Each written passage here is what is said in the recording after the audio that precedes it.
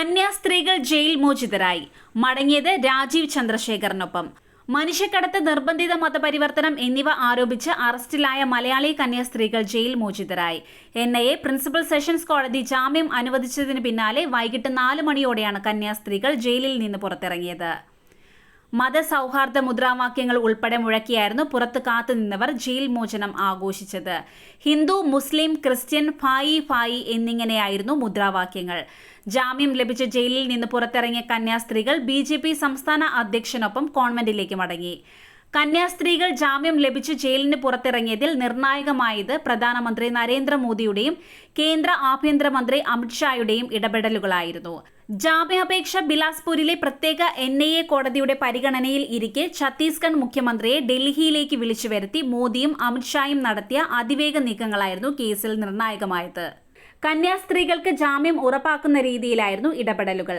കന്യാസ്ത്രീകൾ അറസ്റ്റിലായതും ആദ്യ ദിവസങ്ങളിൽ ജാമ്യം ലഭിക്കാതെ വന്നതോടെ രാഷ്ട്രീയ നേട്ടത്തിനായി കേരളത്തിലെ ഇടത് വലതു മുന്നണികൾ പ്രചാരണ വിഷയമാക്കുന്ന ഘട്ടത്തിലായിരുന്നു കേന്ദ്രത്തിൽ നിന്നുള്ള ഇടപെടൽ.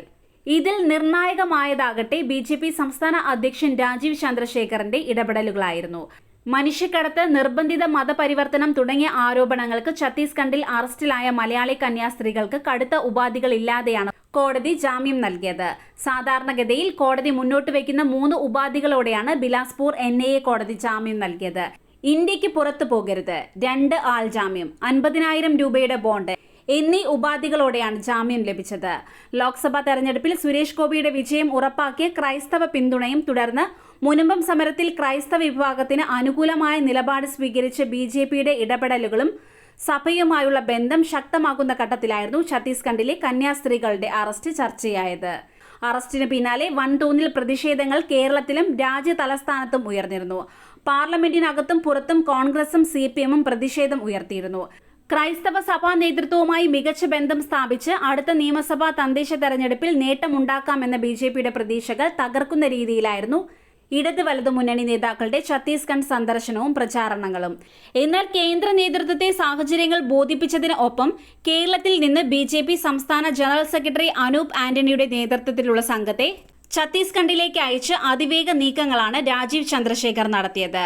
ഛത്തീസ്ഗഡ് സർക്കാരിനെ വിവരങ്ങൾ ബോധ്യപ്പെടുത്തിയതിനൊപ്പം ബജ്രംഗ് ദൾ പ്രവർത്തകരുടെ പ്രതിഷേധം തണുപ്പിക്കാനും ഈ നീക്കം നിർണായകമായി. അതേസമയം BJPയോട് അനുഭാവം പുലർത്തിയ ക്രൈസ്തവ സഭാ നേതൃത്വത്തെ കന്യാസ്ത്രീകളുടെ അറസ്റ്റ് വിഷയങ്ങൾ ഉയർത്തി പിന്തിരിപ്പിക്കാൻ ഇടത് വലതു മുന്നണി നേതാക്കൾ നടത്തിയ ശ്രമങ്ങൾ അത്ര കണ്ട് വിജയിച്ചില്ല എന്ന് വ്യക്തമാക്കുന്നതാണ് സഭാ നേതൃത്വത്തിന്റെ പ്രതികരണങ്ങൾ. കേന്ദ്ര ആഭ്യന്തരമന്ത്രി അമിത്ഷാ പറഞ്ഞ വാക്ക് പാലിച്ചെന്നും കാര്യമായ ഇടപെടൽ കേന്ദ്ര സർക്കാരിന്റെ ഭാഗത്ത് നിന്നുണ്ടായെന്നും അദ്ദേഹം പറഞ്ഞു. കന്യാസ്ത്രീകൾക്ക് ജാമ്യം ലഭിച്ചതിന് പിന്നാലെ മാധ്യമങ്ങളോട് സംസാരിക്കുകയായിരുന്നു അദ്ദേഹം. കന്യാസ്ത്രീകൾക്ക് ജാമ്യം ലഭിച്ചതിൽ കേന്ദ്ര സർക്കാരിനും ഛത്തീസ്ഗഡ് സംസ്ഥാന സർക്കാരിനും CBCI നന്ദി അറിയിച്ചു. കേന്ദ്ര സർക്കാരും ഛത്തീസ്ഗഡ് സർക്കാരും അനുകൂല നിലപാടെടുത്തതിനാലാണ് ജാമ്യം സാധ്യമായത്. BJP സംസ്ഥാന അധ്യക്ഷൻ രാജീവ് ചന്ദ്രശേഖറിന്റെ ഇടപെടൽ ജാമ്യം ലഭിക്കാൻ നിർണായകമായി. പ്രധാനമന്ത്രിയുടെ ഓഫീസ് നിരന്തരം ഇടപെട്ടു. കൂടെ നിന്ന് മുഴുവൻ ആളുകൾക്കും നന്ദി.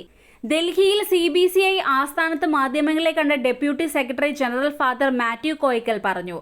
അതേസമയം കന്യാസ്ത്രീകൾക്ക് ജാമ്യം ലഭിച്ചതിന് പിന്നാലെ ജയിൽ പരിസരത്ത് മധുര വിതരണം നടത്തിയാണ് കേരളത്തിൽ നിന്നുള്ള കോൺഗ്രസ് ഇടത് പ്രതിനിധികൾ ആഘോഷിച്ചത്. MPമാരായ ജോൺ ബ്രിട്ടാസ്, ജോസ് കെ മാണി, P സന്തോഷ് കുമാർ, ജെബി മേത്തർ, MLAമാരായ ചാണ്ടി ഉമ്മൻ, റോജി M ജോൺ തുടങ്ങിയവർ ഛത്തീസ്ഗഡിൽ എത്തിയിരുന്നു. എല്ലാവരും ഒന്നിച്ചായിരുന്നു ആഘോഷം.